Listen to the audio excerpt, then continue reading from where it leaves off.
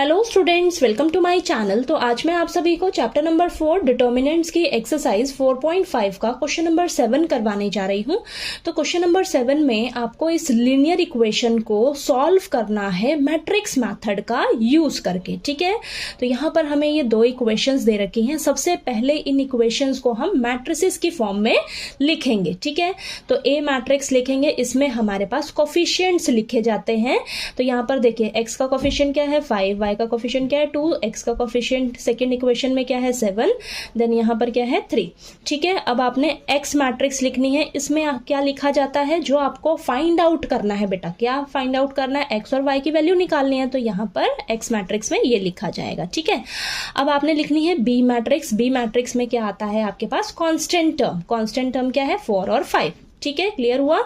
ए matrix में आपके सारे कोफिशिएंट्स आएंगे, एक्स मैट्रिक्स में जो आपको फाइंड आउट करना है, और बी मैट्रिक्स में कांस्टेंट टर्म। ओके, अब ये जो हमारी इक्वेशंस हैं ये इस फॉर्म में लिखी है ना, A X is equal to B. ठीक है, अब यहां से आपको क्या चाहिए, एक्स मैट्रिक्स निकालना है आपको। ठीक है, एक्स मैट्रिक्स कैसे निकलेगी, इसके लिए क्या हो जाएगा formula, X is equal to A inverse B. ठीक है, आपको पूरा प्रॉपर स्टेप बाय स्टेप समझना है। सबसे पहले देखिए आप क्या करते हैं, प्री मल्टीप्लाई करते हैं ए इनवर्स से दोनों तरफ, तो आपको देखिए ये मिलेगा करके। ठीक है, ये मैं पीछे बता चुकी हूं आपको। ठीक है, तो आपको याद रखना है एक्स मैट्रिक्स कैसे निकलेगी आपकी, ए इनवर्स इंटू बी करके। ठीक है, तो ये देखिए अब हम क्या करेंगे, एक्स मैट्रिक्स निकालने के लिए आपको क्या करना होगा, A inverse into B find out करना होगा बेटा। ठीक है, तो ए इनवर्स निकालेंगे, तो ए इनवर्स के लिए क्या फॉर्मूला होता है, 1 determinant of A into adjoint of A. तो सबसे पहले हम डिटर्मिनेंट निकाल लेते हैं। ठीक है, तो डिटर्मिनेंट निकालते हैं इसका। तो देखिए क्या हो जाएगा हमारे पास, इस मैट्रिक्स का डिटर्मिनेंट निकाल लेते हैं। तो ये 15 माइनस 14, तो 1 आया। 1 is not equal to 0, not equal to 0 है, यानी कि ये कंसिस्टेंट है।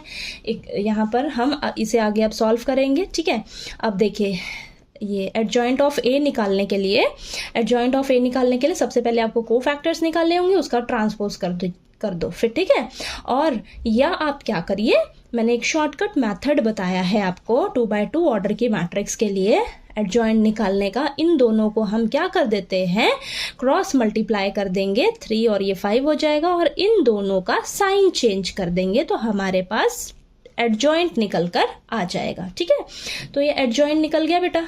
ठीक है, एडजॉइंट आ गया, डिटर्मिनेंट आ गया।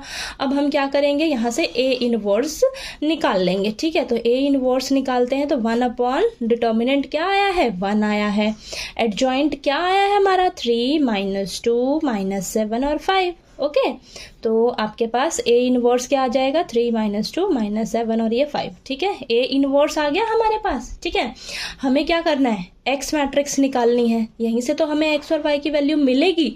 ठीक है, तो ए इनवर्स हमने निकाला है, वो हम यहाँ पर लिख लेंगे। अब इसे हम बी मैट्रिक्स से मल्टीप्लाई कर देंगे, तो बी मैट्रिक्स हमने लिख ली। अब इन दोनों को मल्टीप्लाई करिए जरा, देखते हैं क्या आता है। 3 4 are 12 minus 10 minus 7 4 are minus 28 और प्लस का 25।